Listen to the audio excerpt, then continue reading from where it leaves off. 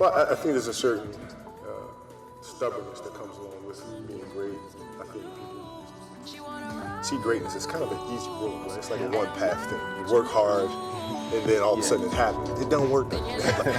You know, there's a lot of darkness that comes from that as well. There's a lot of experiences, personal experiences that you go through that you use as fuel to propel you forward, whereas otherwise it would just be obstacles for others. You might even prevent them from going forward. Whereas for us, those moments doesn't do nothing but fuel us as we move. When I showed the Staples Center, it felt like the building felt almost somber. Why is everybody so damn down? Like, this should be a celebration. I just played 20 years, and my goal was to give the city something to remember. Give them something to talk about, something to leave here and be excited about.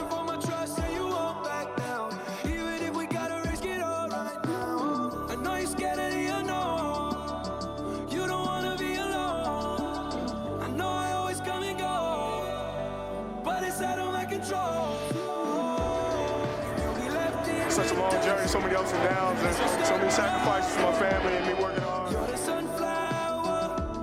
I think your love would be too much.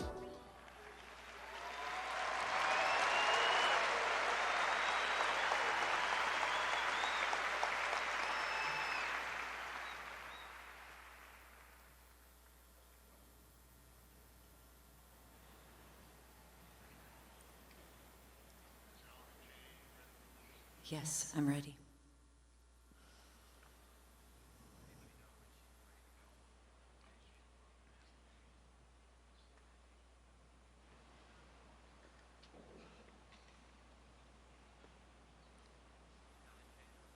Good morning, and welcome to the celebration of life for Kobe and Gianna Bryant and their friends, John, Carrie, and Alyssa Altabelli, Sarah and Peyton Chester, Christina Mauser, and Ara Zabayan. On behalf of Vanessa and the entire Bryant family, we thank you for your thoughts and prayers during this difficult time and appreciate your love in coming to celebrate the life of these remarkable individuals. While this is a memorial event, the word celebration is very much a part of its purpose. And while we ask you to respect the solemnity of the occasion, we must not forget to celebrate the lives of Kobe, Gianna, and their friends. There is no doubt that he would have wanted that. To begin this event, a very close friend of the Bryant family is here to show her love and support to Vanessa and all the families here today. Please welcome Beyonce Knowles Carter.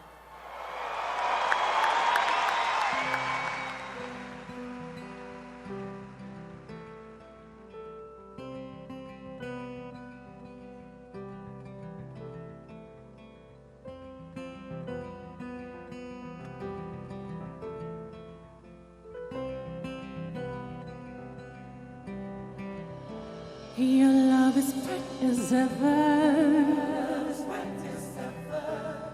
even in the shadows. Baby, kiss me, before they turn the lights out. I'm here because I love Kobe. And this was one of his favorite songs. So I want to start that over, but I want us to do it all together. And I want you to sing it so loud they hear your love. Are y'all ready? Love you. Your love is bright as ever. Even in the shadows. Baby, kiss me. Before they turn the lights out.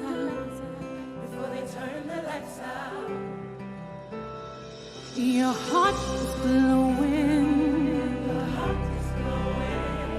And I'm laughing into you. So baby, kiss me. Before they turn the lights out. And so you can turn the lights out. In the darkest night hour. In the darkest night hour. I search through the crowd.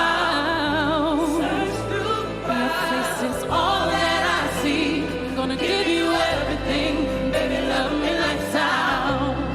Baby, love me lights out. XO, you can turn my lights out. We don't have forever. Ooh, baby, daylight's wasting. You better kiss me before the time is run out. Ooh, yeah. Nobody sees what we see. We're just hopelessly gazing. You better take me before they turn the lights out. Before the time is run out. Baby, love me lights out. In the darkest night hour. In the darkest night hour. I search through the crowd. Your face is all that I see. I'm gonna give you everything. Baby, love me lights out. Baby, love me lights out. XO, you can turn my lights out. You love me like an XO. I love you like an XO. Just kiss me, boy, XO. You love me like an XO. All I ever see. Gonna give you everything. Baby, love me lights out. Baby, love me lights out. XO, you can turn my lights out.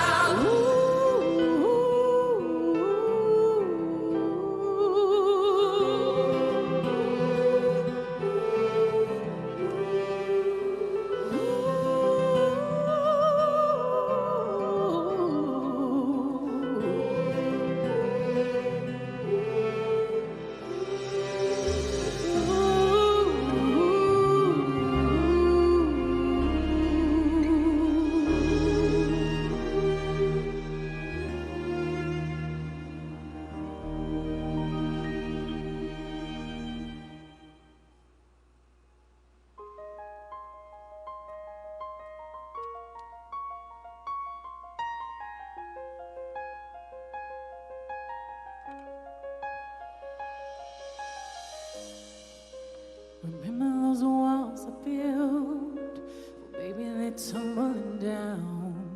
They didn't even put up a fight. They didn't even make a sound. I found a way to let you in, but I never really had a doubt. Standing in the light of your halo.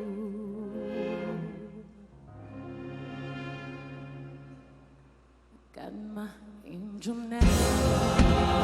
I've been awakened. Every rule I had you breaking. It's the risk that I'm taking. Never gonna shut you out. 'Cause everywhere we're looking now, I'm surrounded by your embrace. Baby, I can see your halo. Pray it won't fade away. Halo.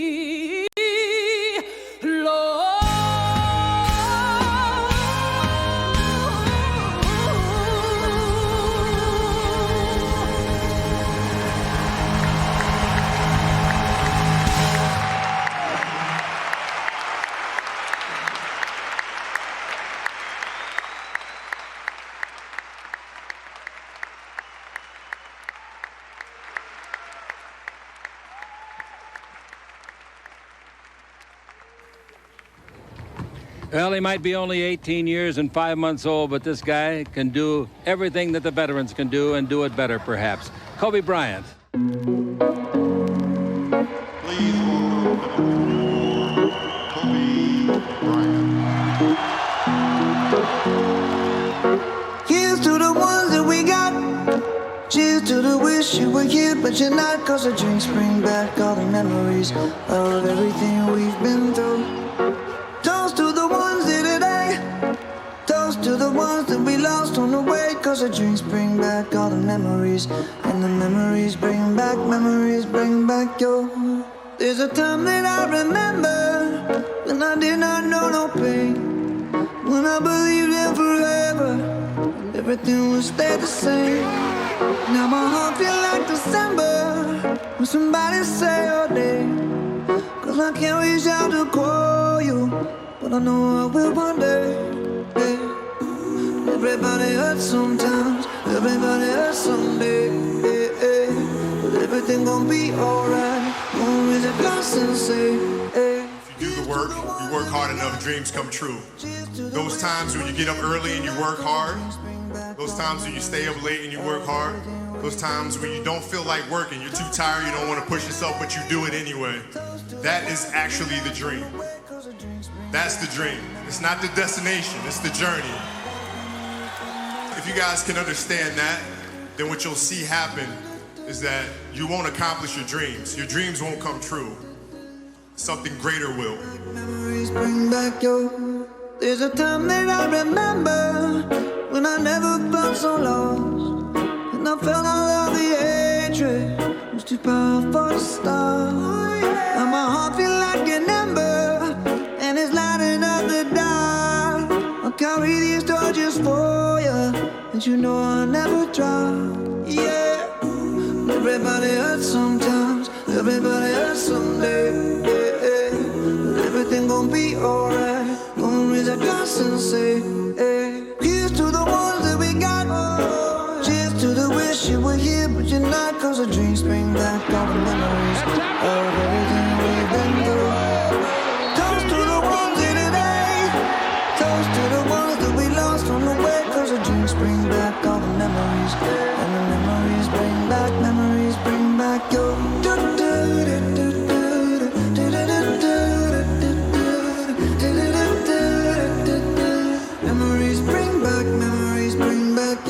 You guys will always be in my heart. I sincerely appreciate it. No words can describe how I feel about you guys. Thank you from the bottom of my heart. God, I love you guys. I love you guys. Memories bring back your. What can I say? Mamba out.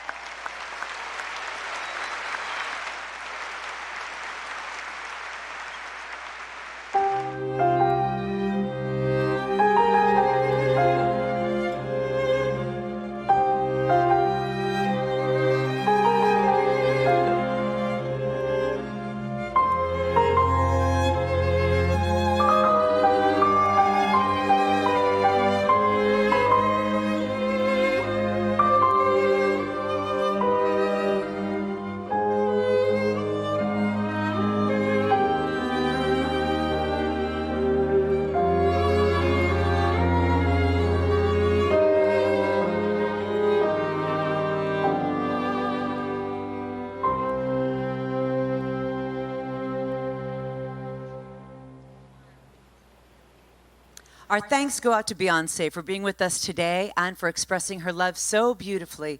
Another good friend of the Bryants and the Laker family is here to help guide us through this morning's celebration. Would you please welcome Jimmy Kimmel.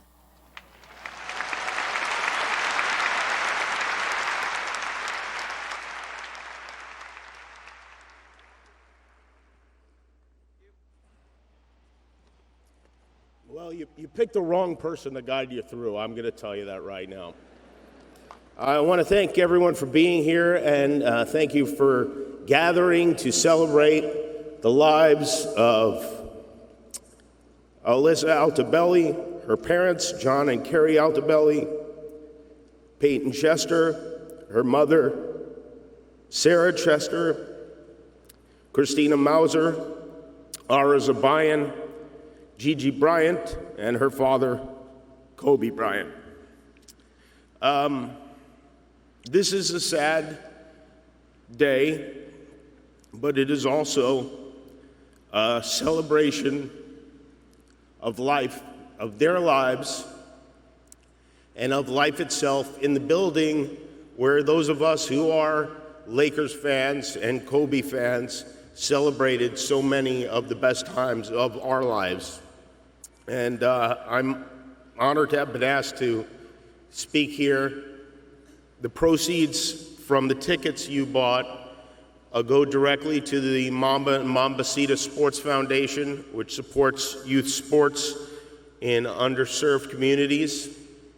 I also encourage you to go to mambaon3.org to give to the Mamba on 3 Fund, which was created to honor and provide financial support to the Chester, Altobelli, Zabayan, and Mauser families. I can only imagine how painful this is for them. I don't think any of us could have imagined this. Everywhere you go, you see his face, his number. Gigi's face, Gigi's number. Everywhere, at every intersection. There are hundreds of murals painted by artists who were inspired, not because he's a basketball player, but because Kobe was an artist too. And not just in LA, across the country, in Kobe's hometown, Philadelphia, in Italy, in India, the Philippines, China, New York, Phoenix, Boston, for God's sake. In places where he would be booed on the court, Kobe is missed. Even the great Boston Celtic Bill Russell wore number 24 and a Lakers jersey to yesterday's game.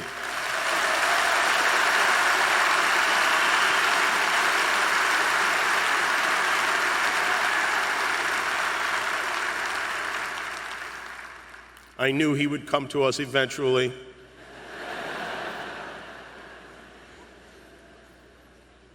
Today we're joined by Kobe's teammates and opponents alike, his friends, his family, and his fans, as we try to make sense of what happened to these 9 beautiful people who were, by all accounts, so full of life, who left behind parents, friends, coworkers, classmates, siblings, and children.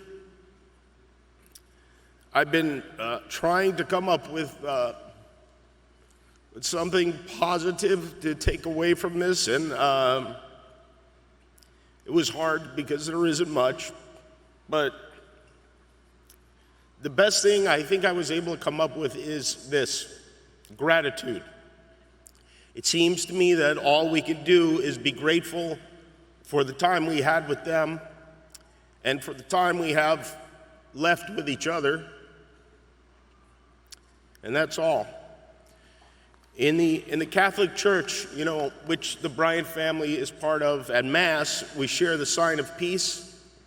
This is a moment to hug or shake hands with people around you, and it occurred to me that that is something that only seems to happen at church and at sporting events, when perfect strangers who love the same team are suddenly hugging and high-fiving and celebrating together. And so, since we are here today to celebrate, I'd like to invite you right now to take a moment to say hello to the people around you, whether you know them or not, to be grateful for life and for the fact that we are all here together.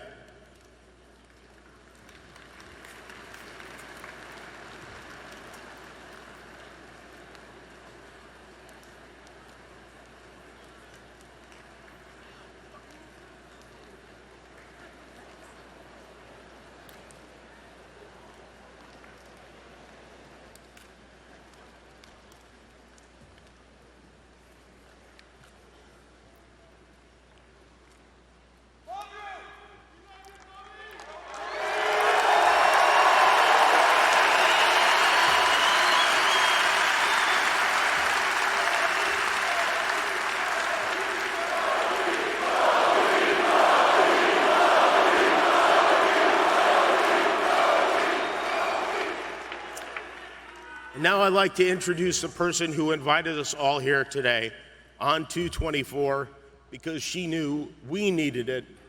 And we cannot celebrate the lives of Kobe and Gigi and all the people we lost without honoring the woman that Kobe and Gigi loved most. Please welcome Vanessa Bryant.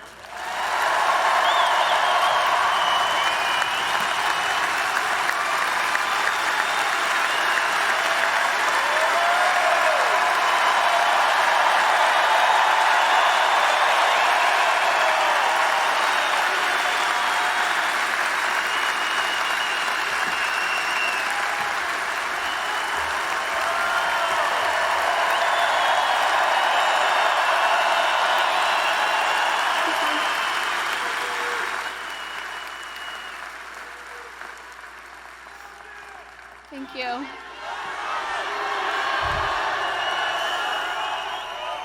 Thank you all so much for being here. It means so much to us. Love you too.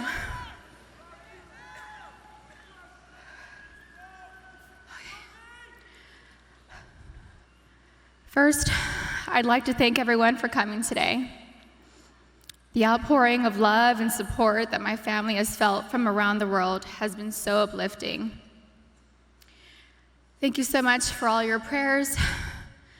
I'd like to talk about both Kobe and Gigi, but I'll start with my baby girl first. My baby girl.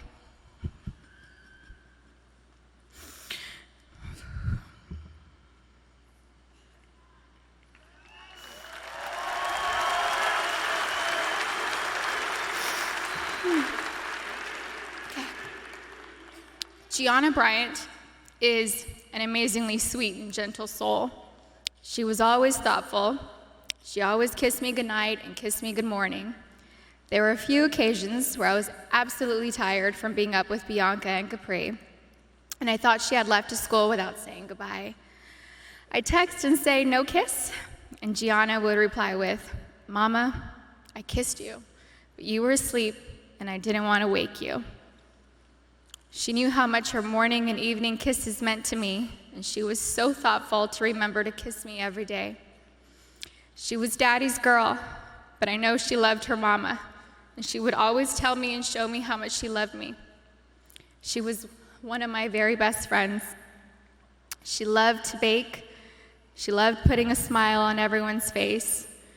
Last August, she made a beautiful birthday cake for her daddy.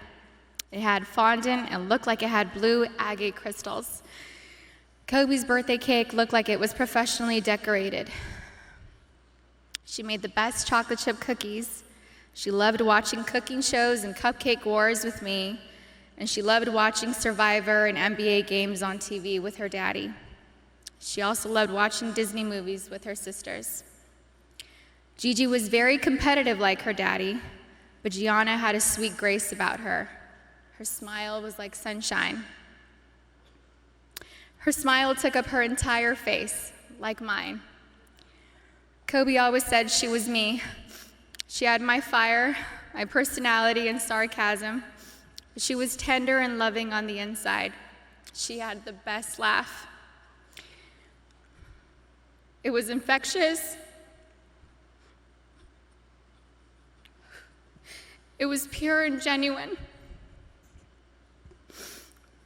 Kobe and Gianna naturally gravitated towards each other.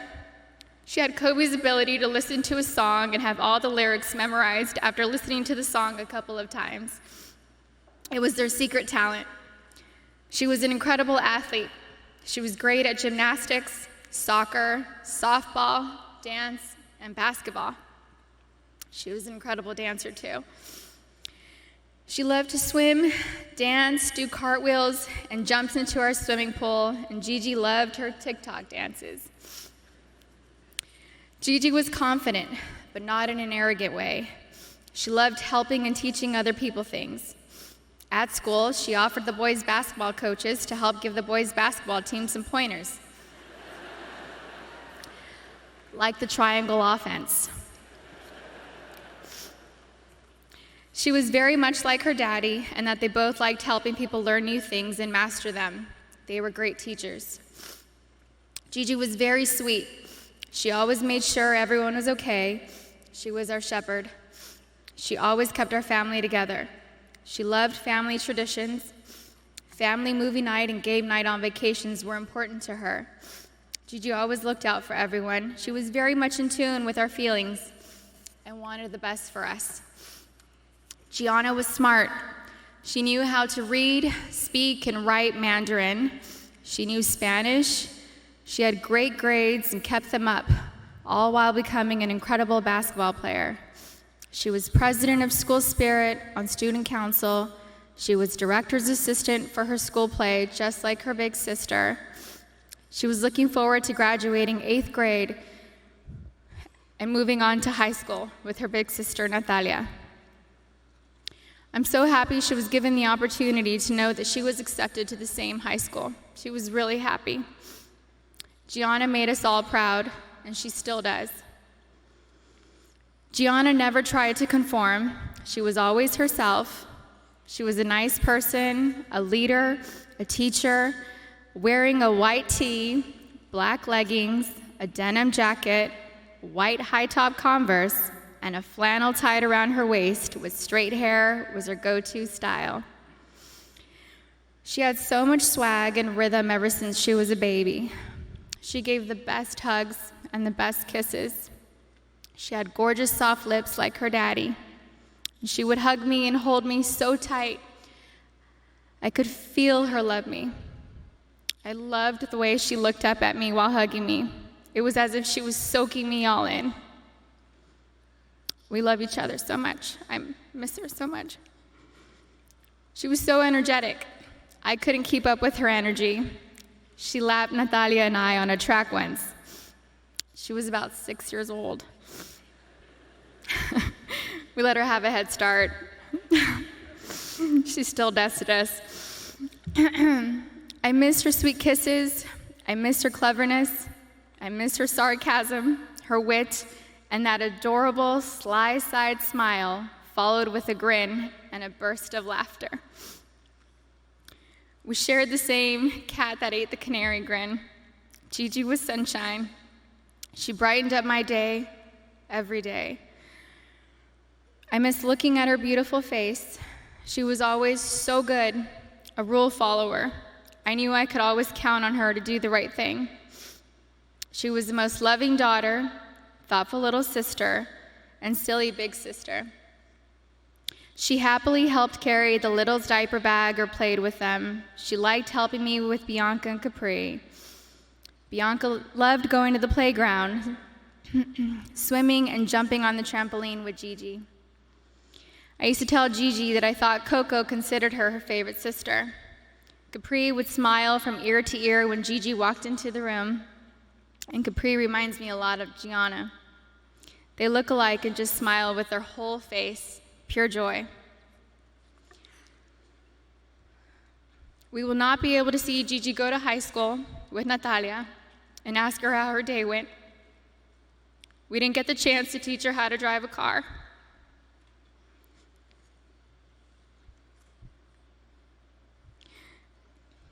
I won't be able to tell her how gorgeous she looks on her wedding day.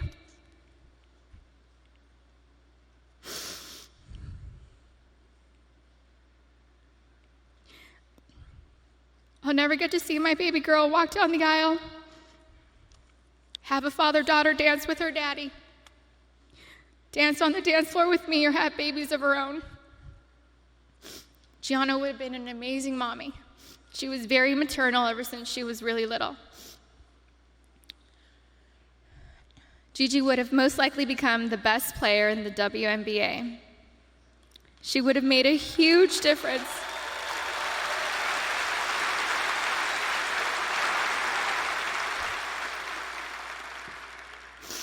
She would have made a huge difference for women's basketball. Gigi was motivated to change the way everyone viewed women in sports. She wrote papers in school defending women and wrote about how the unequal pay difference for the NBA and WNBA leagues wasn't fair. And I truly feel she made positive changes for the WNBA players now, since they knew Gigi's goal was to eventually play in the WNBA. I'm still so proud of Gianna. She made a difference and was kind to everyone she met in the 13 years she was here on Earth. Her classmates shared many fond memories about Gianna with us, and those stories reminded me that Gianna loved and showed everyone that no act of kindness is ever too small to make a difference in someone's life. She was always, always, always considerate of others and their feelings. She was a beautiful, kind, happy, silly, thoughtful, and loving daughter and sister. She was so full of life and had so much more to offer this world. I cannot imagine life without her. Mommy, Natalia, Bianca, Capri, and Daddy love you so much, Gigi. I will miss your sweet handmade cards, your sweet kisses, and your gorgeous smile. I miss you, all of you, every day. I love you.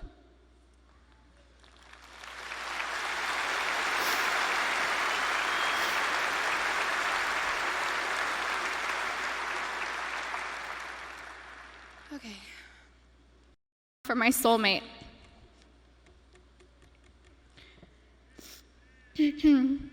Kobe was known as a fierce competitor on the basketball court. The greatest of all time, a writer, an Oscar winner, and the Black Mamba.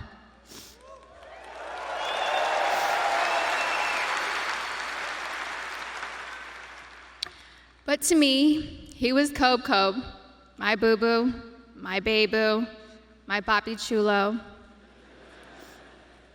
I was his Vivi, his principesa, his reina, his queen mamba,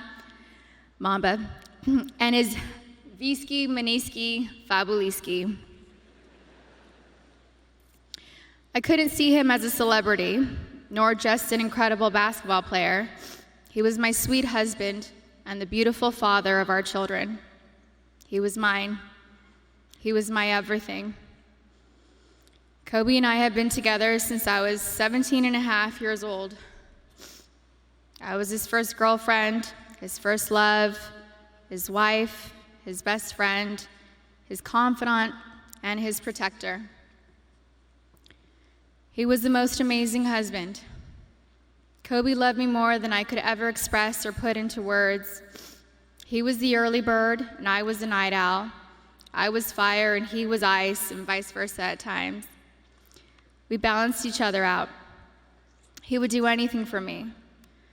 I have no idea how I deserved a man that loved and wanted me more than Kobe. He was charismatic, a gentleman. He was loving, adoring, and romantic. He was truly the romantic one in our relationship and looked forward to Valentine's Day and our anniversaries every year. He planned special anniversary trips and a special traditional gift for every year of our marriage. He even handmade my most treasured gifts. He just thought outside the box and was so thoughtful, even while working hard to be the best athlete. He gifted me the actual notebook and the blue dress Rachel McAdams wore in the Notebook movie. When I asked him why he chose the blue dress, he said it was because it's a scene when Allie comes back to Noah. We had hoped to grow old together like the movie. We really had an amazing love story. We loved each other with our whole beings, two perfectly imperfect people, making a beautiful family and raising our sweet and amazing girls.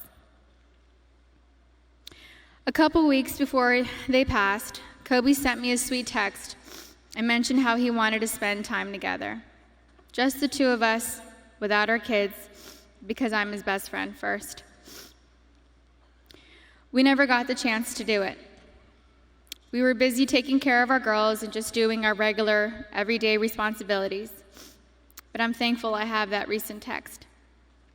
It means so much to me. Kobe wanted us to renew our vows. He wanted Natalia to take over his company, and he wanted to travel the world together. We had always talked about how we'd be the fun grandparents to our daughter's children. He would have been the coolest grandpa. Kobe was the MVP of girl dads, or MVD. He never left the toilet seat up. He always told the girls how beautiful and smart they are. He taught them how to be brave and how to keep pushing forward when things get tough. And when Kobe retired from the NBA, he took over dropping off and picking up our girls from school, since I was at home pregnant with Bianca and just recently home nursing Capri. When Kobe was still playing, I used to show up an hour early to be the first in line to pick up Natalia and Gianna from school, and I told him he couldn't drop the ball once he took over. He was late one time, and we most definitely let him know that I was never late. So we showed up 1 hour and 20 minutes early after that. He always knew there was room for improvement and wanted to do better. He happily did carpool and enjoyed spending time in the car with our girls. He was a doting father, a father that was hands-on and present. He helped me bathe Bianca and Capri almost every night. He would sing them silly songs in the shower and continue making them laugh and smile as he lathered them in lotion and got them ready for bed. He had magic arms and could put Capri to sleep in only a few minutes. He said he had it down to a science, 8 times up and down our hallway. He loved taking Bianca to Fashion Island and watch her play in the koi pond area, and loved taking her to the park. Their most recent visit to the koi pond was the evening before he and Gigi passed. He shared a love of movies and the breakdown of films with Natalia. He enjoyed renting out theaters and taking Natalia to watch the newest Star Wars movie or Harry Potter films. And they would have movie marathons, and he enjoyed every second of it. He loved your typical tearjerkers too. He liked watching Stepmom, Steel Magnolias, and Little Women. He had a tender heart. Kobe somehow knew where I was at all times, specifically when I was late to his games. He would worry about me if I wasn't in my seat at the start of each game, and would ask security where I was at the first timeout of the first quarter. And my smart ass would tell him that he wasn't going to drop 81 points within the first 10 minutes of the game.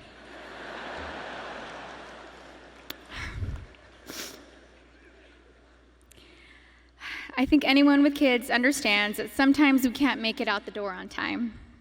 And eventually he was used to my tardiness and balled out. The fact that he could play on an intense professional level and still be concerned by making sure we made it to the game safely was just another example of how family came first to him. He loved being Gianna's basketball coach. He told me he wished he would have convinced Natalia to play basketball so that they could have spent even more time together. But he also wanted her to pursue her own passion. He watched Natalia play in a volleyball tournament on her birthday, on January 19th. And he noticed how she's a very intelligent player. He was convinced she would have made a great point guard with her vision of the court. And he told me that he wanted Bianca and Capri to take up basketball when they get older so he could spend just as much time with them as he did with Gigi. And Kobe always told Bianca and Capri that they were going to grow up and play basketball and mix their ass up. Now they won't have their daddy and sister here to teach them, and that is truly a loss I do not understand. But I'm so thankful Kobe heard Coco say, "Dada." He isn't going to be here to drop Bianca and Capri off at pre-K or kindergarten. He isn't going to be here to tell me to get a grip V when we have to leave the kindergarten classroom, or show up to our daughter's doctor's visits for my own moral support. He isn't going to be able to walk our girls down the aisle or spin me around on the dance floor while singing PYT to me. But I want my daughters to know and remember the amazing person, husband, and father he was. The kind of man that wanted to teach the future generations to be better and keep them from making his own mistakes. He always liked working and doing projects to improve kids' lives. He taught us all valuable lessons about life and sports through his NBA career, his books, his show Detail, and his Punies podcast series. And we're so thankful he left those lessons and stories behind for us. He was thoughtful and wrote the best love letters and cards, and Gigi had his wonderful ability to express her feelings into paper and make you feel her love through her words. She was thoughtful like him. They were so easy to love. Everyone naturally gravitated towards them. They were funny, happy, silly, and they loved life. They were so full of joy and adventure.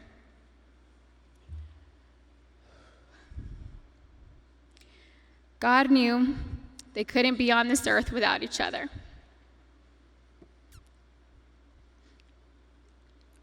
He had to bring them home to heaven together. Babe, you take care of our Gigi. And I got Nani, Bibi, and Coco. We're still the best team. We love and miss you, Boo Boo and Gigi.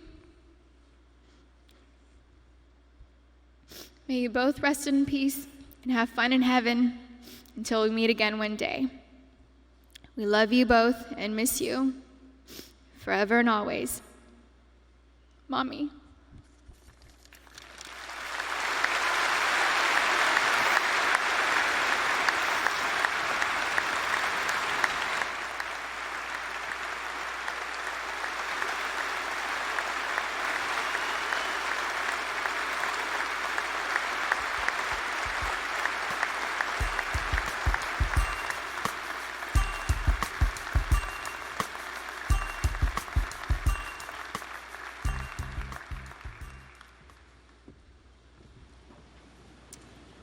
The speaker from whom we are about to hear was very special to the Bryant family. She is their dear friend, who is also a 4-time Olympic gold medalist, a 3-time WNBA champion, 3-time NCAA champion, the WNBA's all-time leading scorer. And if that isn't enough to convince you that she's one of the best of all time, Kobe gave her the greatest honor of all. He nicknamed her after himself.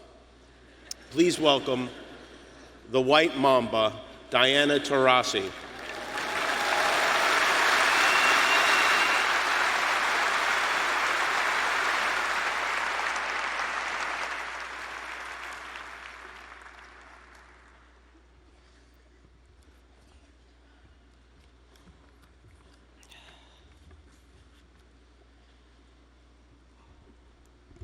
My name is Gianna Bryant. Thanks, Jimmy, you stole my first joke. I am the White Mamba. I would first likely to offer my deepest condolences to all the families who lost a loved one.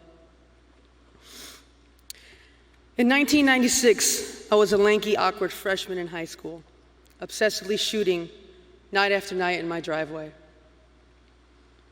On the nights the Lakers played, I wouldn't miss a second of the game. Every time out, every commercial, I run to the front yard to imitate my favorite Laker, Kobe.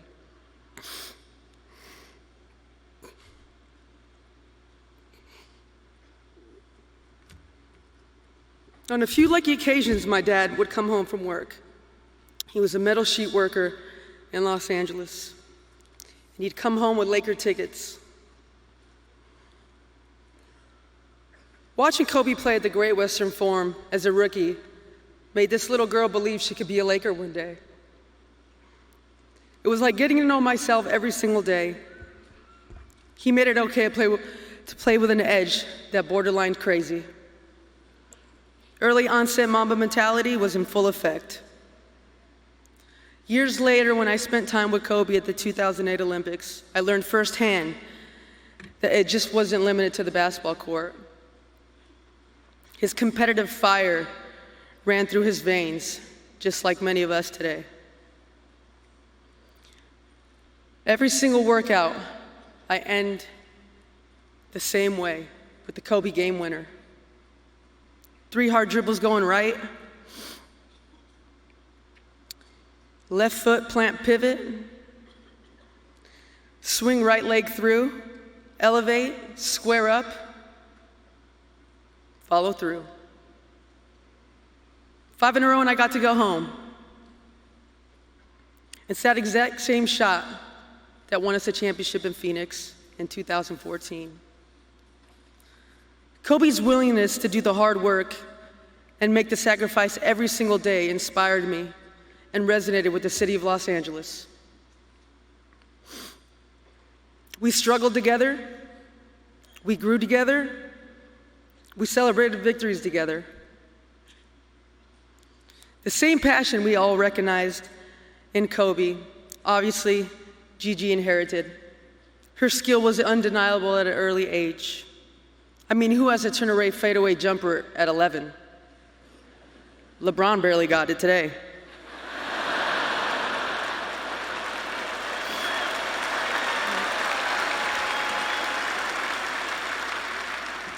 But it was her curiosity about the game that was pushing her to pick up the basketball every single day. Gigi was in the midst of the best times as a basketball player's career. No responsibilities, no expectations, just basketball with your best friends. Every weekend was a new adventure, an opportunity to learn how to work and grow together as a unit. As a young kid, there's nothing you looked forward to more than long, hot summer days in the gym with your homies. The same way Kobe inspired a generation of basketball players, Gigi in turn Kobe's interest in coaching and teaching the game. I'm sure I'm not the only one who received a text from Kobe asking what drills they were doing when they were 13. Gigi, in many ways, represents the future of women's basketball. A future where a young woman aspires to play in the WNBA, the same way I wanted to be a Laker. Gigi already had goals to play for UConn. That in itself showed her fearless mentality. She represents a time where a young girl doesn't need permission to play. Her skill would command respect. The last time I saw Gigi, the Mamas were in Phoenix for a big AU tournament. Kobe brought them to the locker room to watch practice. I always remember the look on Gigi's face.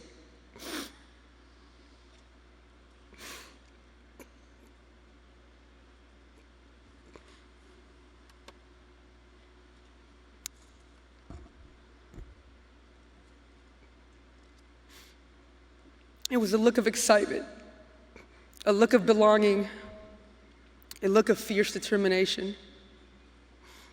As a daughter, a sister, wife, and mother, we embrace Vanessa, Natalia, Bianca, and Capri. We promise to carry Gigi's legacy. Kobe y Gigi están en el corazón de Los Ángeles, y Los Ángeles nunca mueren. Te queremos mucho.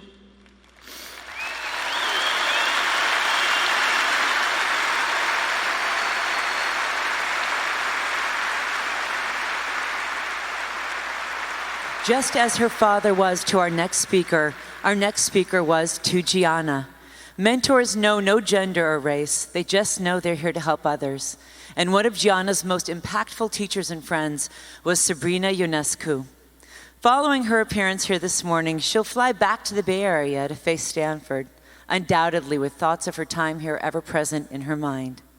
Please welcome NCAA all-time leader in points, assist, and three-point field goals, Sabrina Ionescu.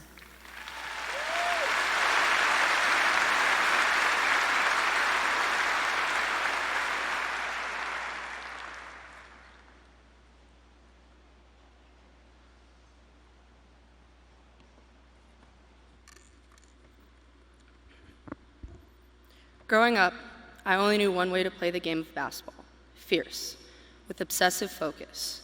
I was unapologetically competitive. I wanted to be the best. I loved the work, even when it was hard, especially if it was hard. I knew I was different, that my drive was different. I grew up watching Kobe Bryant, game after game, ring after ring, living his greatness without apology.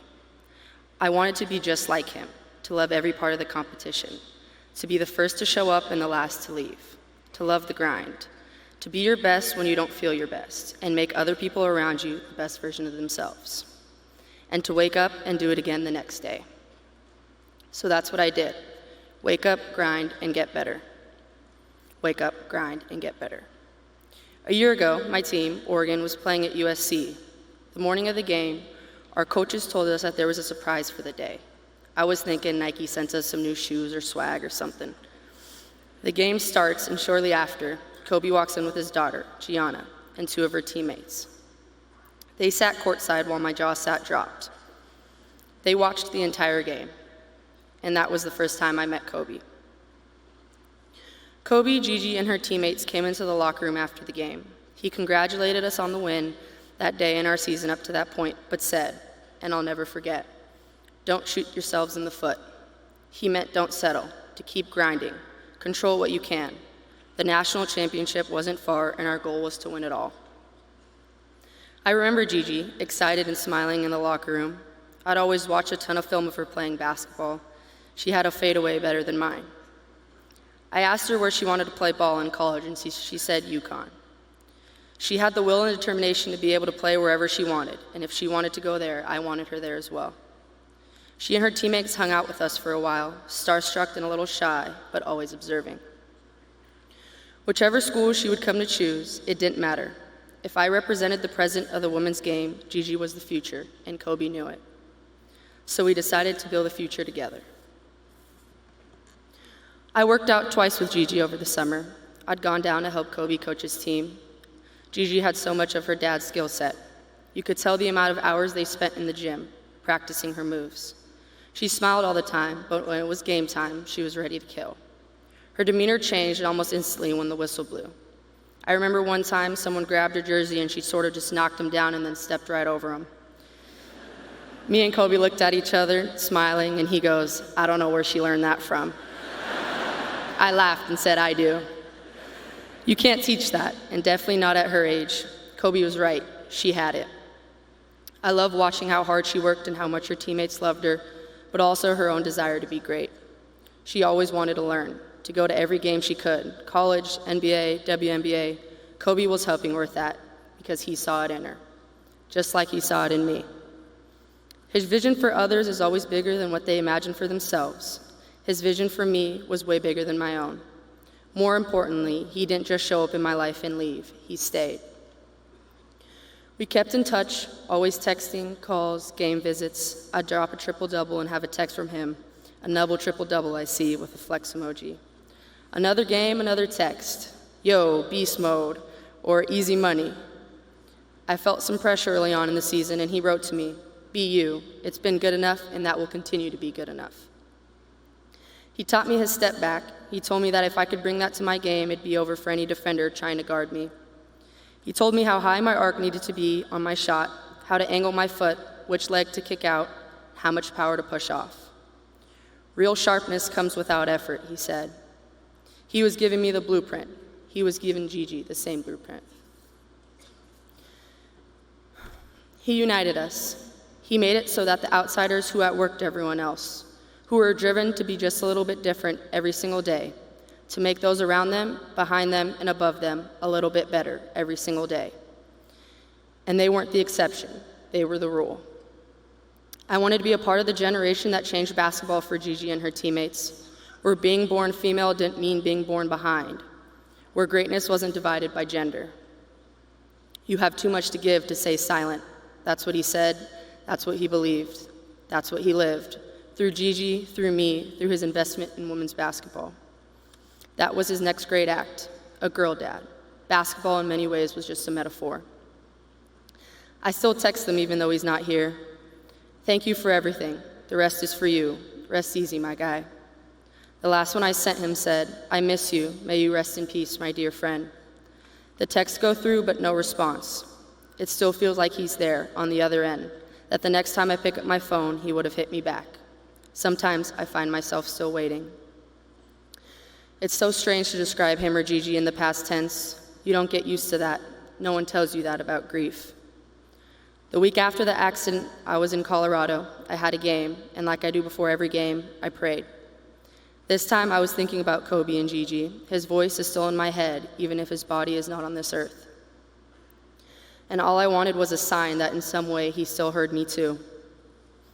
I looked off into the sky, and there it was, a beautiful golden sunset, the boldest yellow, Lakers yellow, and further in the distance, a helicopter. There was my sign that he will forever be with me. I heard his voice in my head, the last line from one of his books.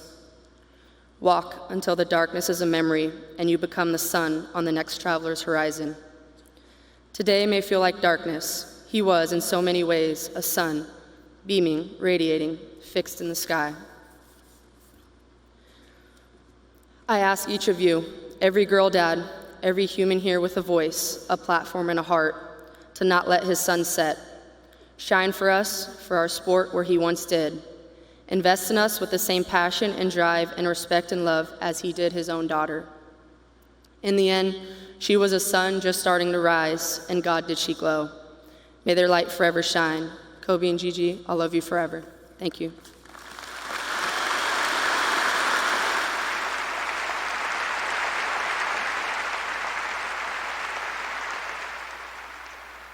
Among the many dreams that the lovely Gianna would have realized in her life was that of playing for one of the greatest women's collegiate basketball teams in history, the Huskies of UConn. One of the highlights of her and her father's lives was a visit they made to the campus in March 2019. Here today to speak on his friendship with both of them is the 11-time NCAA championship coach of the Huskies, Gino Auriemma.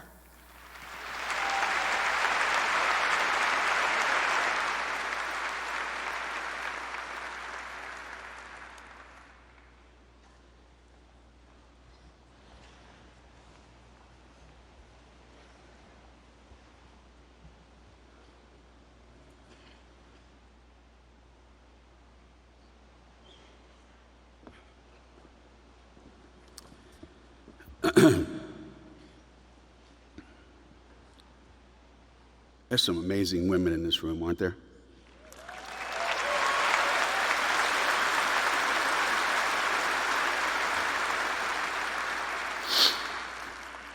And you just heard from three of them. I'm Gino Auriemma, and I'm the coach of the UConn women's basketball program.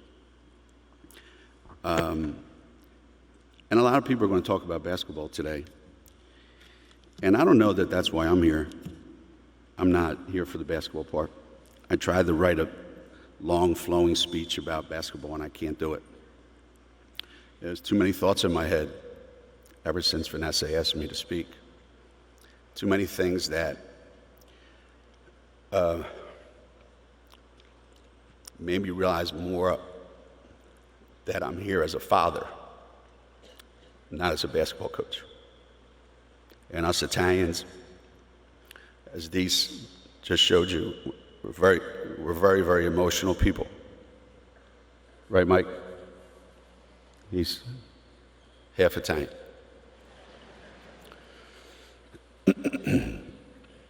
So the thoughts that I started to have after I was asked to speak were obviously about all the people that were on board. And if you're a father, a grandfather,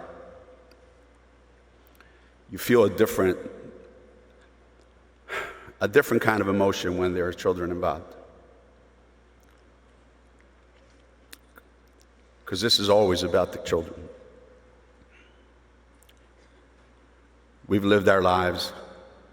We have a little bit left. They're just starting their lives. And then my next thought came to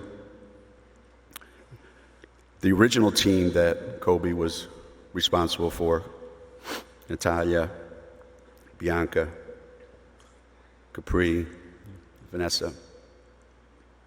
Because we're always teammates, you know? We're always on a team. Sometimes it's a big team, sometimes it's a small team. And that's the most important team. And Kobe and I shared some history. He started in Italy, went to Philadelphia, and then went to the limelight and the lights and glamour of LA. I was born in Philadelphia, went to Philly, and went to the cows up in stores. that was a joke because there's no lights and there's no glitz and glamour in Storrs, Connecticut.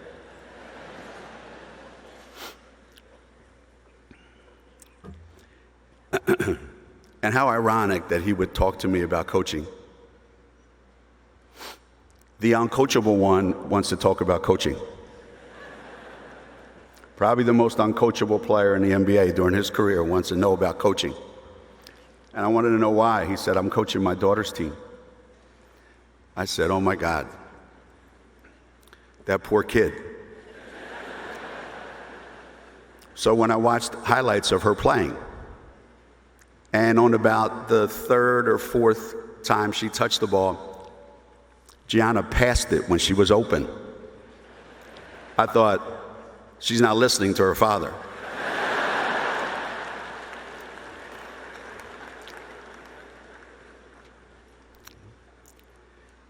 So he would call and say, what kind of defensive drills should I do? We have practice tonight. We're going to work on defense. What do you think is the most important thing in teaching man-to-man? Further proof, he never listened to one word any of his coaches told him. So I tried to explain to them. I said, Kobe, they're 13 years old. I think you ought to just say, hey, you know, see the kid with the ball, try not to let her go by you, and see if you're guarding the other guys, hey, see the kid with the ball over there, don't let her throw the ball to your guy. Keep it kind of simple, you know? He said, no, I want to know, like, what are the rotations when they drive? I said, come on, come on, come on.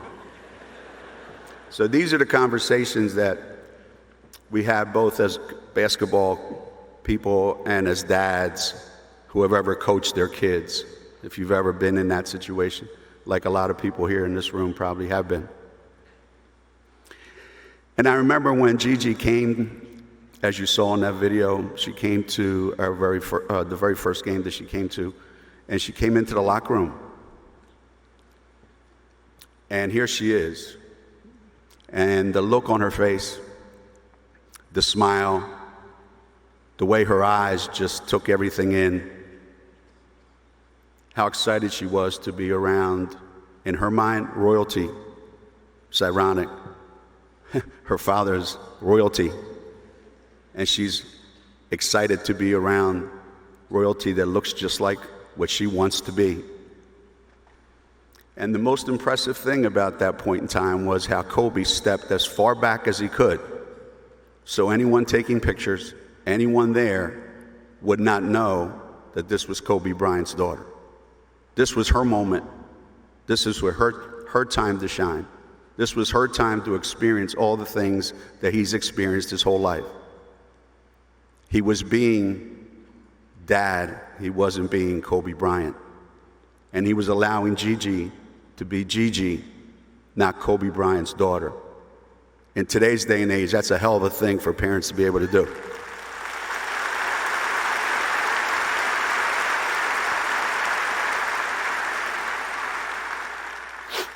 I'm going to leave you with just two things. We got a letter. Oh, I got to tell you about, you didn't see it, but she did meet the Oregon Ducks women's basketball team. And they all gathered around and said, you want to take a picture? And everybody ran over, and Gigi goes, nah, I'm good. She knew where her heart was. And you know that little sarcasm, I'm good. And when they came to UConn and they sat behind the bench, and there's dad bringing his daughter to a game, and they have their shirts on, and she's got this coat on, and she has her hat on, and she's just a little kid at a game. And again, I felt more like a dad than I felt as a basketball coach, because I've done that with my kids. And lastly, number 24, number 8, and number 2. Those are basketball numbers. Those are numbers in the past. Those are numbers that we're not going to get back. What we do have is today how many numbers of kids like Diana have been inspired to do more to work harder, to strive for more. And the numbers we also don't have is how many numbers of kids in the future, how many women are going to be inspired by Gigi's life. How many fathers are inspired by Kobe to be fathers, to really be fathers, the way a father's supposed to be.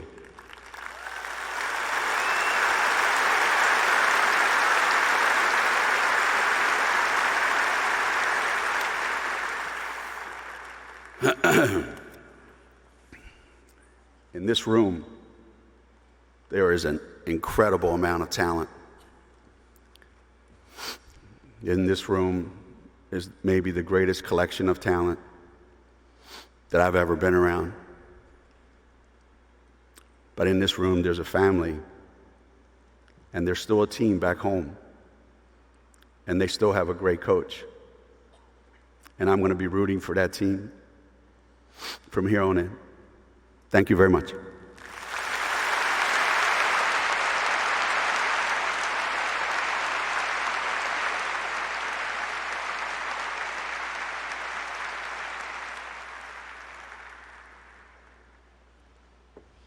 Thank you, Coach. Now I want to play for a UConn women's basketball team. Our next speaker is the general manager of the Los Angeles Lakers.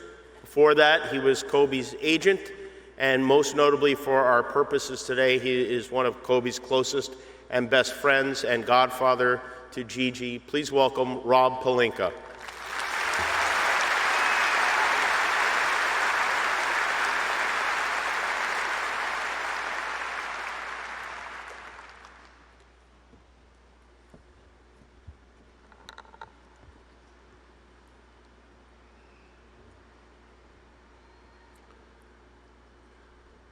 The world knows Kobe as a basketball legend, but I've been blessed for 20 years to know him as so much more. The Kobe I know had three unique sides that I hope to quickly honor today. Kobe the best friend, Kobe the dad, and Kobe the husband. I will start with Kobe the best friend. Do you remember where you were on that foggy, sunless morning of January 26 when the axis of the world seemed to shift forever for all of us? I was in Sunday church with my family. My phone was deep in the pocket of my jeans when I felt the familiar text buzz. For a second, I ignored the notification because I was in church. But for some reason, with this text, I felt a sudden urge to check my phone. I slipped it out of my jeans and discovered the text was from Kobe. There was nothing uncharacteristic or unfamiliar about this. For the last 2 decades, Kobe and I talked or texted every single day, because that's what best friends do.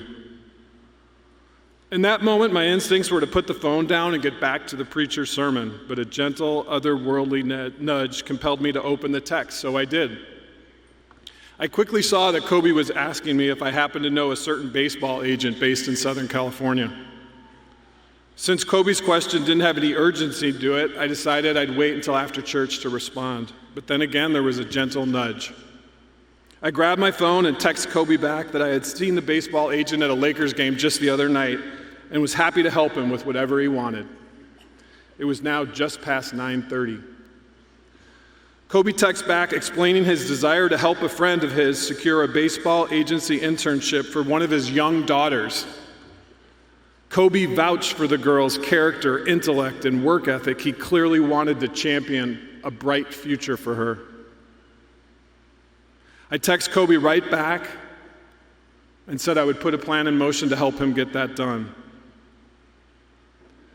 A handful of minutes later, Kobe and Gianna and 7 other beautiful souls ascended into heaven. Kobe had been texting me from the helicopter. The girl in that text chain that he was wanting to help so badly was Lexi Altobelli, the surviving daughter of Coach John Altobelli, who was also on the helicopters. Kobe's last human act was heroic. He wanted to use his platform to bless and shape a young girl's future. Hasn't Kobe done that for all of us?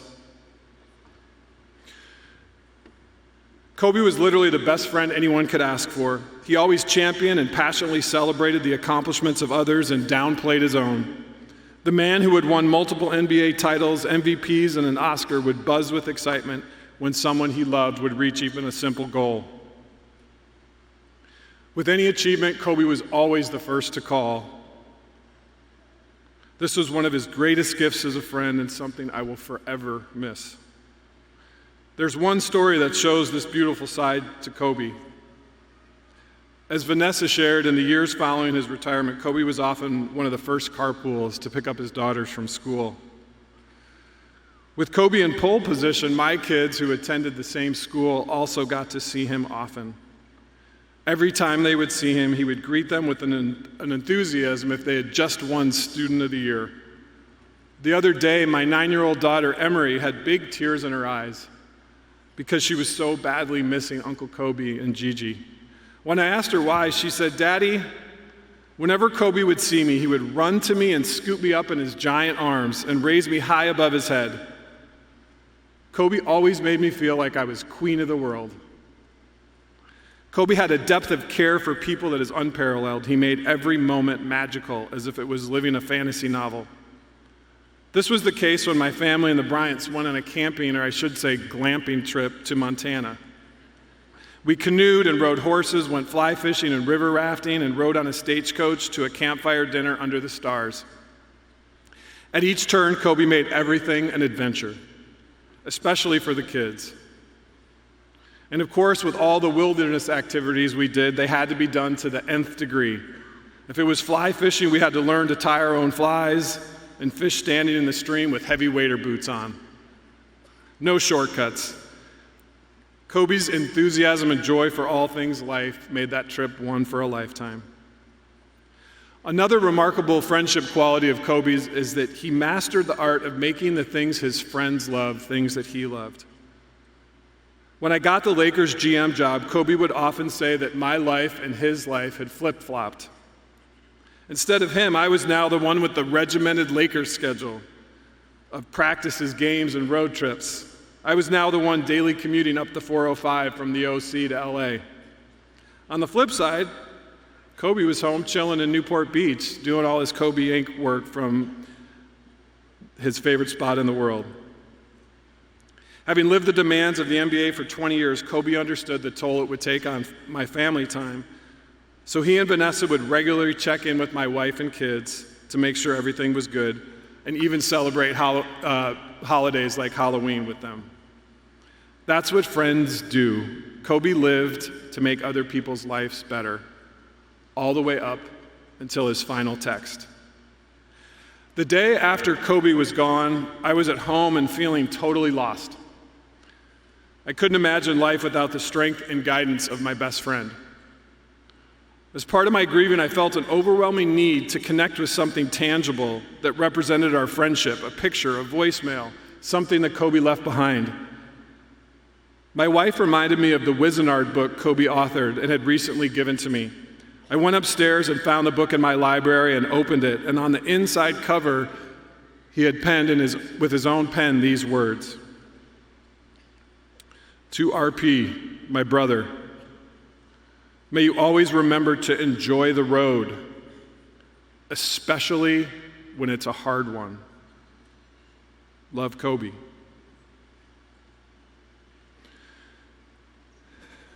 Kobe wrote these words to me just a few months ago. Now I realize that perhaps they were meant for us all.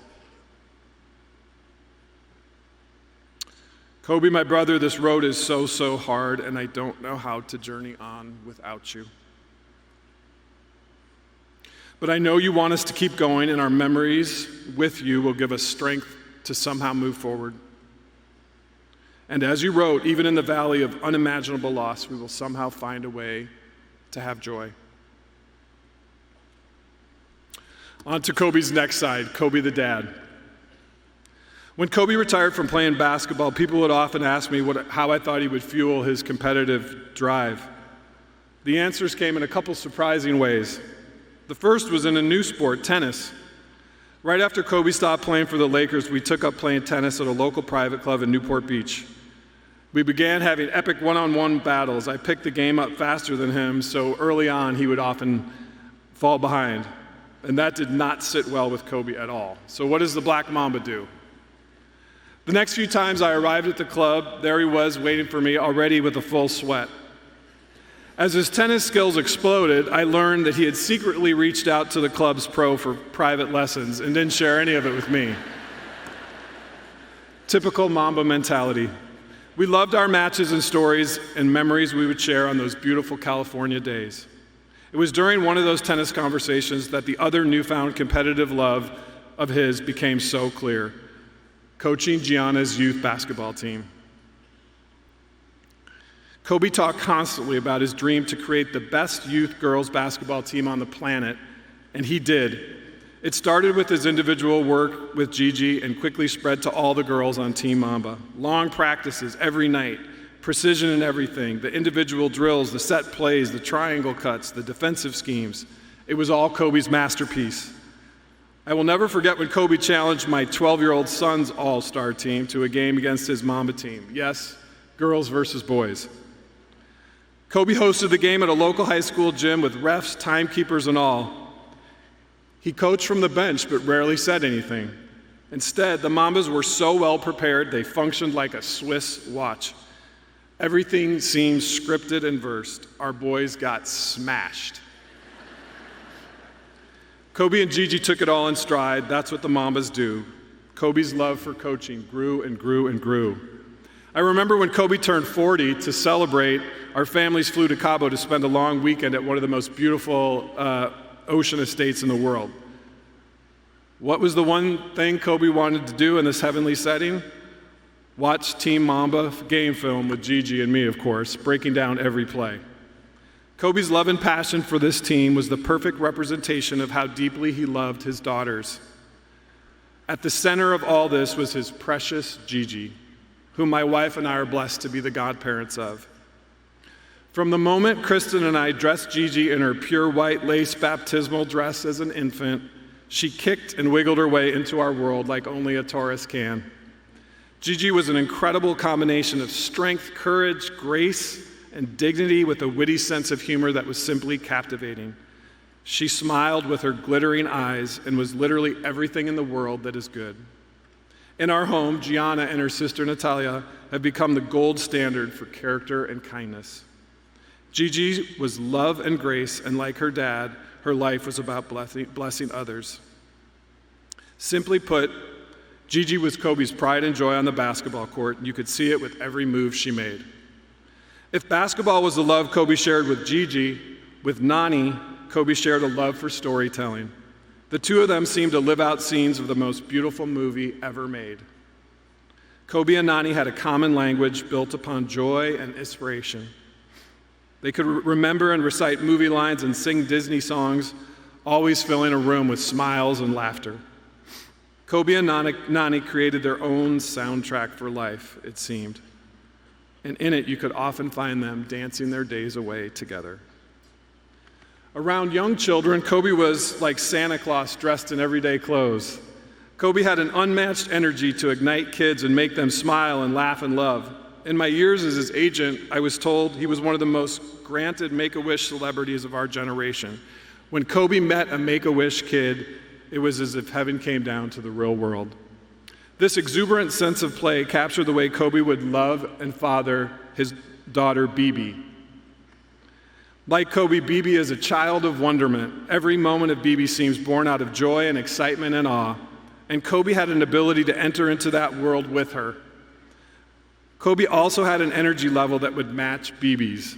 When the two of them would play, I imagined a world coming alive where toy animals would dance, teacups would sing, and rainbows would shine. I had never seen anything like the two of them playing together. If you think Kobe's hands were good with the basketball, you should see how his hands were with his daughter, Coco. He literally had the golden touch. Watching him cuddle and put Coco to sleep and caress her made you realize just how tender Kobe was. He is literally the baby whisperer, and in his arms is where you would find Coco, always content with peace. Kobe would never miss a detail of his daughter's lives. When he traveled with me for work, he would spend hours on the phone, connecting and listening to the stories of their days. He just loved his girls, and there was nothing in the world that meant more to him. I remember being in the tunnel with Kobe, right over there, the last time he would wear his purple and gold. Kobe fist bumped each of his daughters before he ran out the tunnel, and in Mamba speak said something like, "Here's what you do when the world tells you you can't do it anymore." Kobe's 60 points and win that night is only outshined by his love for his family as the world's greatest girl dad. Kobe's final side, the husband. When God made Kobe, the next great act of his was to fashion Vanessa. I know this because they are matched perfectly together, and I've had a front row seat to being witness to their love for 20 years. I remember all the way back to their wedding day in 2001. In typical Kobe fashion, he wanted to master every detail of that day to reflect his love for Vanessa. One of the things he was most excited about was carrying Vanessa in his arms over the threshold of their home as a husband and wife for the first time. Vanessa brought out Kobe's romantic side like nobody else in the world could. He loved to celebrate holidays with her, her birthday, anniversary, and especially Valentine's Day. Often he would call me to brainstorm his incredible ideas for special gifts and romantic occasions with her. He even loved to write poems and letters to her and make them into beautiful keepsake books. Simply put, Kobe's love for Vanessa was the energy for his life. One particular story captures the depth of Kobe's love for Vanessa. There was a stretch of days when work travel was causing Kobe to be away from Vanessa for longer than he wanted. He called me to explain how hard this stretch was for him. One night on the phone, Kobe noticed there was a grand piano in the hotel suite he was staying in. He said it sat by a tall window under the moonlit sky. During one of our calls, he shared an idea with me. He said he hadn't been sleeping much at night because he was missing V and the girls so much. While he was away, he wanted to live in his love for Vanessa, so at night, under the moonlit sky, he vowed to teach himself, by ear, to play the first movement of Beethoven's Moonlit Sonata. When he told me this, I thought, there's no way. I knew he wasn't a trained musician, and that was a really difficult piece of music to play. But Kobe's passion and love for Vanessa, combined with the patience and focus that only the Black Mamba has, made this seemingly impossible goal a reality. That next morning, Kobe called and played me the first few measures. The next morning, more. By the end of the week, he had the entire piece mastered, and he played it for me over the phone without a mistake. In my heart, I knew that moment was one of Kobe's grandest feats for his deepest love. Kobe had mastered one of the greatest piano movements ever written as a symbol of one of the most beautiful loves the world has ever seen. To close, I will say this. Just as the sun lights the moon to guide us through the night, Kobe and Gigi will continue to shine light in all of us. But unlike the sun, Kobe and Gigi's fuel will never, ever burn out because their light is eternal. Yes, the axis of our world shifted that frightful morning a few weeks back, but with Kobe and Gigi's moonlight, we will never have to live in the darkness of night again. We will all journey on until one day we will be in heaven together again, and this time, it will be forever. I love you, dear Kobe and precious Gigi. We love you, Vanessa, Nani, BB, Coco, and we are here for you with great care until the end of our days.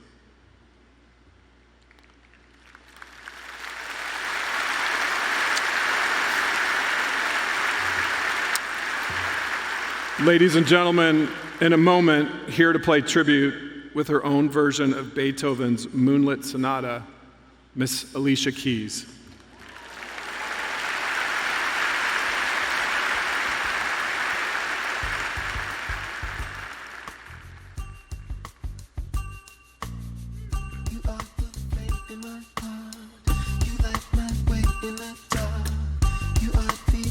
ultimate star. You pick me up from above. Your unconditional love takes me to paradise. I belong to you, and you belong to me too. You make my life complete. You make me feel so sweet.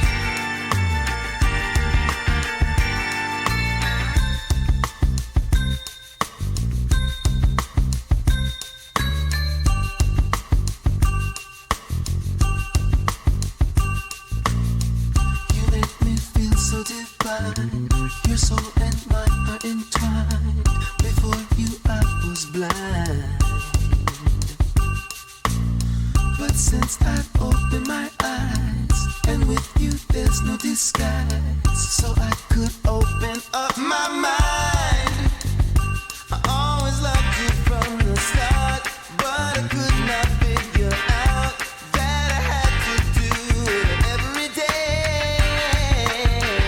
So I put away the fight. Now I'm gonna live my life, giving you the most in every way. Oh, I belong to you, and you belong to me too. It was Grammy Sunday when we all learned about the tragic loss of Kobe, Gianna, and their group. Here at Staples, we were all preparing for the Grammy Awards, and so was our host, Alicia Keys. As the sad news settled in, it became clear that as the world began to mourn them, here at the house that Kobe built, we had to do more than that. And thanks to the inner strength of Alicia Keys, she became a messenger of comfort to the people gathered here on that evening, as well as to the rest of the world. She's here tonight to perform one of Kobe and Vanessa's favorite musical numbers, the immortal Moonlight Sonata by Beethoven. Please welcome Alicia Keys.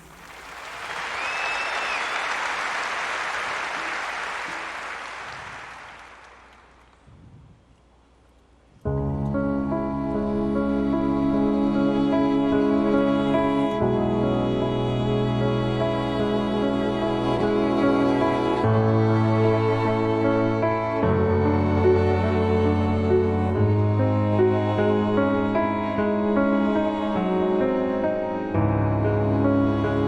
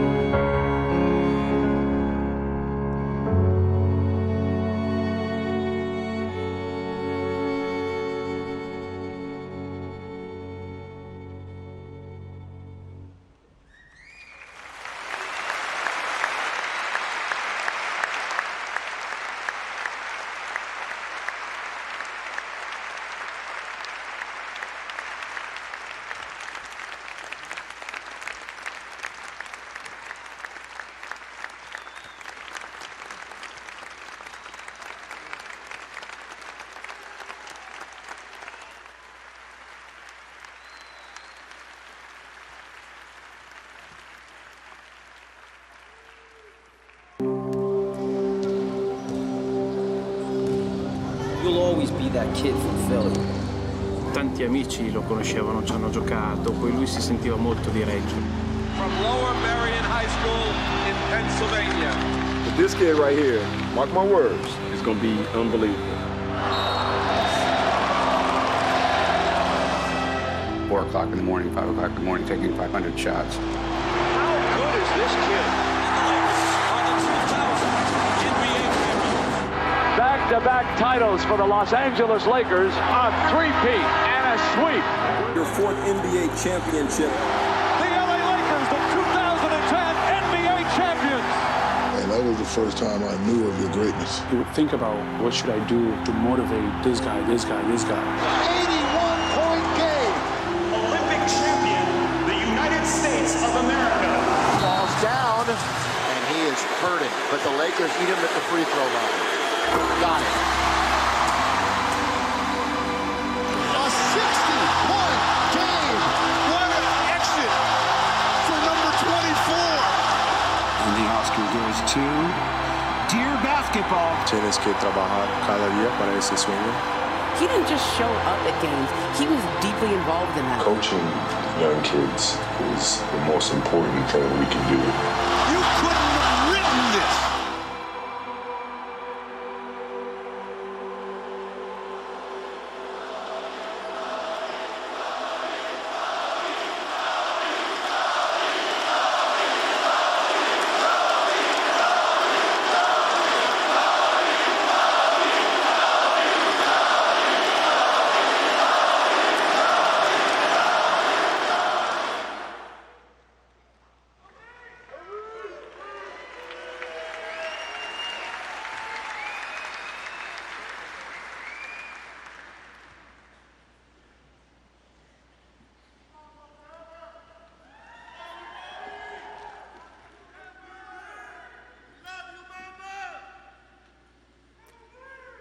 I have to believe that Kobe right now is looking down from heaven and going, I am determined to learn to play Moonlight Sonata better than Alicia Keys. Poor Chick Hearn is sitting there listening to it all.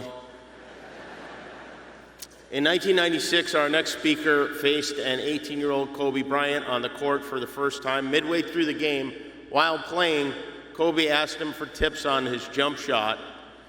Kobe scored 33 points that game against his boyhood idol. Michael scored 36 and won the game too. Please welcome Michael Jordan.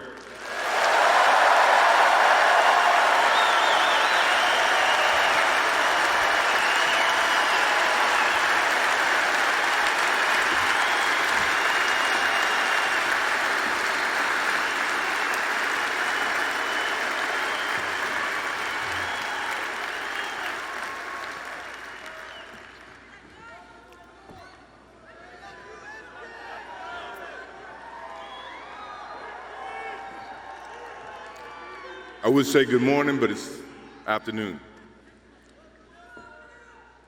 I'm grateful to Vanessa and the Bryant family for the opportunity to speak today. I'm grateful to be here to honor Gigi and celebrate the gift that Kobe gave us all. What he accomplished as a basketball player,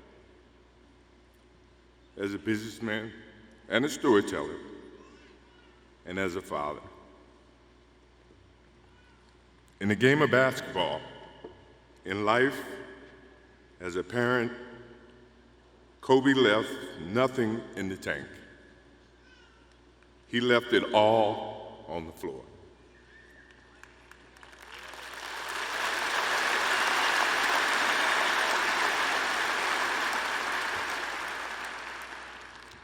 Maybe it surprised people that Kobe and I were very close friends, but we were very close friends. Kobe was my dear friend. He was like a little brother. Everyone always wanted to talk about the comparisons between he and I. I just wanted to talk about Kobe.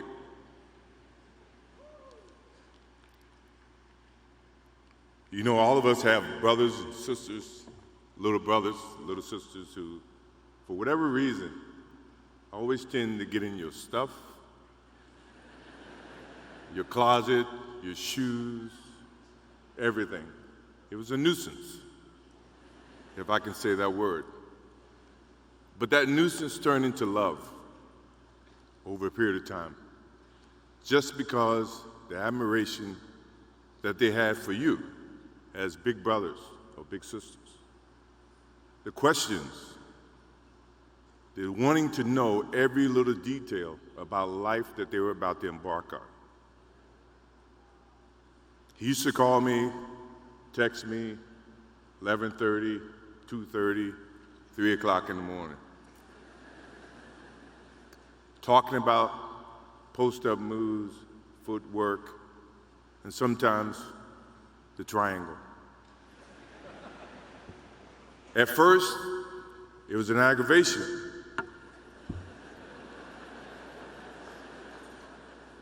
But then it turned into a certain passion. This kid had passion like you would never know. And it's an amazing thing about passion. If you love something, if you have a strong passion for something, you would go to the extreme to try to understand or try to get it. Either ice cream, Cokes, hamburgers, whatever you have a love for. If you have to walk, you would go get it. If you have to beg someone, you would go get it. What Kobe Bryant was to me was the inspiration that someone truly cared about the way I played the game or the way that he wanted to play the game. He wanted to be the best basketball player that he could be. And as I got to know him, I wanted to be the best big brother that I could be.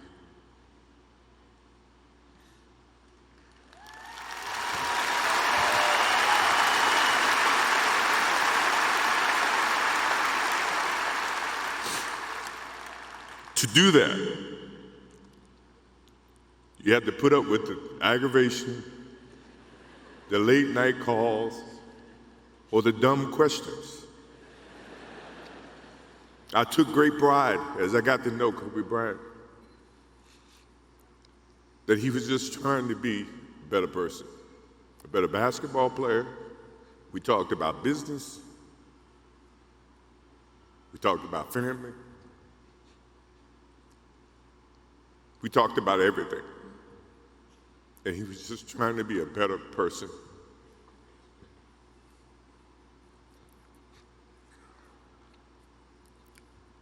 Now he's got me. I'll have to look at another crime meme for the next.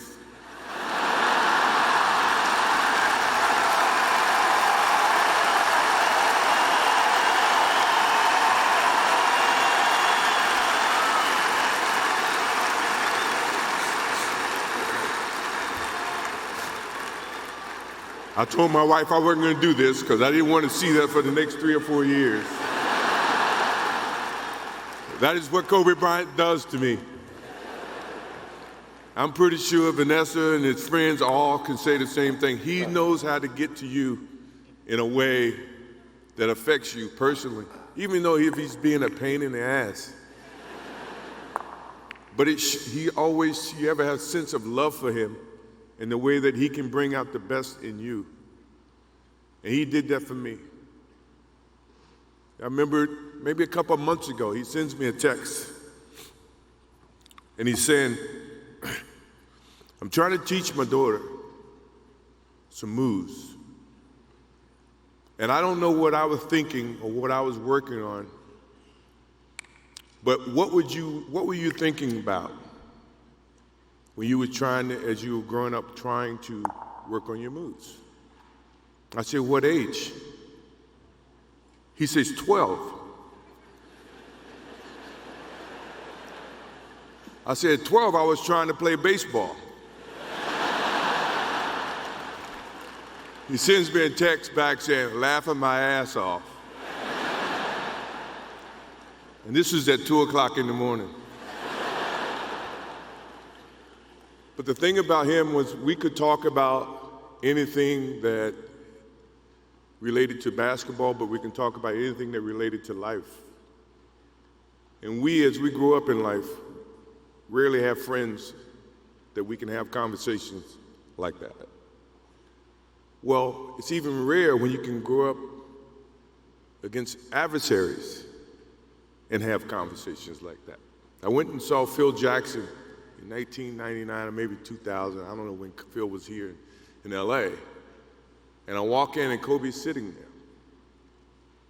And the first thing, I'm in a suit. The first thing Kobe said, "Did you bring your shoes?" No, I wasn't thinking about playing. But his attitude to compete and play against someone he felt like he could enhance and improve his game with. To me, that's what I loved about the kid. Absolutely loved about the kid. No matter where he saw me, it was a challenge. And I admired him because his passion, you rarely see someone who's looking and trying to improve each and every day, not just in sports, but as a parent, as a husband. I am inspired by what he's done and what he shared with Vanessa and what he's shared with his kids. I have a daughter who's 30 who I became a grandparent. And I have 2 twins. I have twins at 6.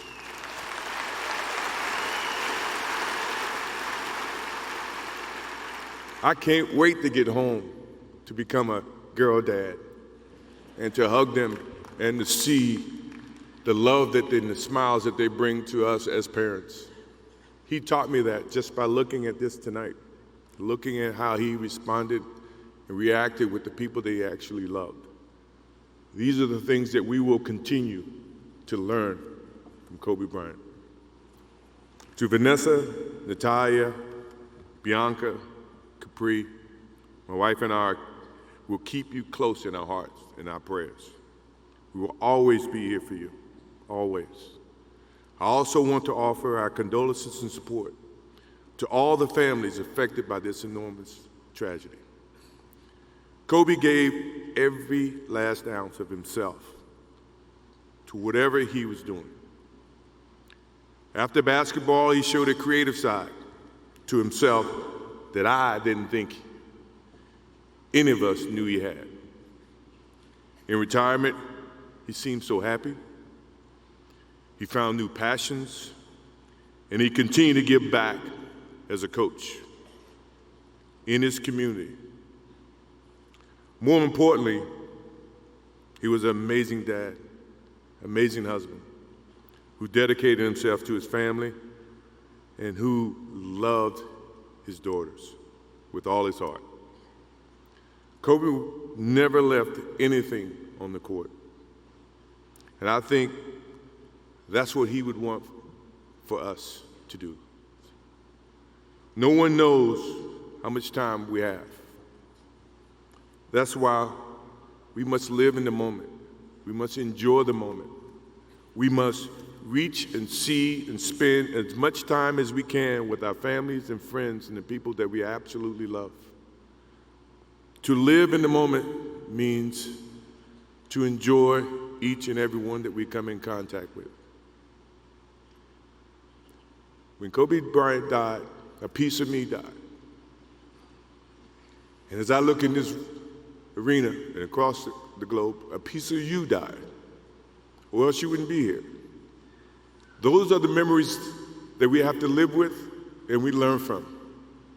I promise you, from this day forward, I will live with the memories of knowing that I had a little brother that I tried to help in every way I could.